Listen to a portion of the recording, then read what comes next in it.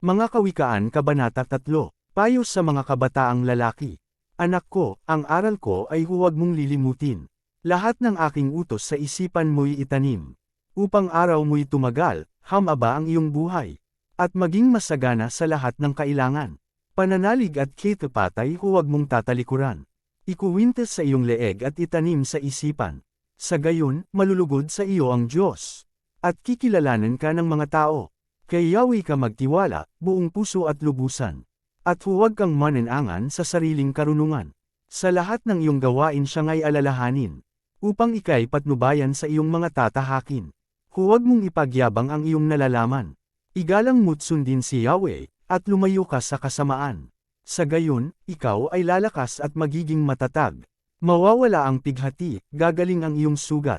Parangalan mo si Yahweh sa pamamagitan ng iyong mga kayamanan.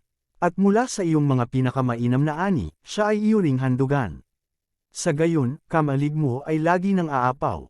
Sisidlan ng inumin ay hindi nga matutuyuan.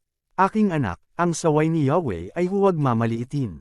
At ang kanyang pagtutuwid ay huwag mong itakwil. Pagkat lahat ng mahal niya'y itinatama ng daan. Tulad ng anak na minamahal, sinasaway ng magulang. Mapalad ang isang taong nakasumpong ng karunungan. At ang taong nagsisikap, unawa ay nagtatamo. Higit pa sa pilak ang pakinabang dito. At higit sa gintong lantay ang tubo nito. Sa alinmang alahas ay higit ang karunungan. At walang kayamanang dito ay maipapantay. Mahabang buhay ang dulot ng kaalaman. May taglay na kayamanan at may bungang karangalan. Maaliwalas ang landas ng taong may kaalaman. At puno ng kapayapaan ang lahat niyang araw.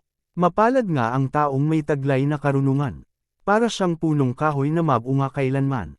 Karunungan ang ginamit ni Yahweh sa paglikha sa daigdig. Sa pamamagitan ng talino, inayos niya ang buong langit. Dahil sa kaalaman niya'y umaagos itong tubig. Pumapatak nga ang ulan mula doon sa langit. Ang matiwasay na pamumuhay, aking anak, karunungan at hinahon ay huwag mong iwawala. Huwag babayaang makaalpas sa isipan at ganita. Pagkat dulot nito'y masagana at marangal na pamumuhay. At kung magkagayo'y lalakad kang matiwasay. Sa landas mo'y hindi ka matatalisod. Sa lahat ng iyong lakad wala kang aalalahanan. At lahat ng pagtulog mo ay masarap at mahimbing. Kahit hampas nitong bagyo ay dumating ng biglaan. Hindi ka mababagabag tulad ng mga mangmang. Pagkat tiwala kang si Yahweh ang kaagapay mo. At di niya hahayaang sa bitag ika'y masilo. Ang kagandahang loob ay huwag ipagkait sa kapwa. Kung ika'y may kakayahan na ito ay magaw. Kung mayroon ka ngayon ng kanyang kailangan, huwag nang sasabihin, bumalik ka't bukas ibibigay. Huwag gagawa ng masama ang iyong kaibigan, na sa iyo'y umaasa, at may tiwalang lubusan.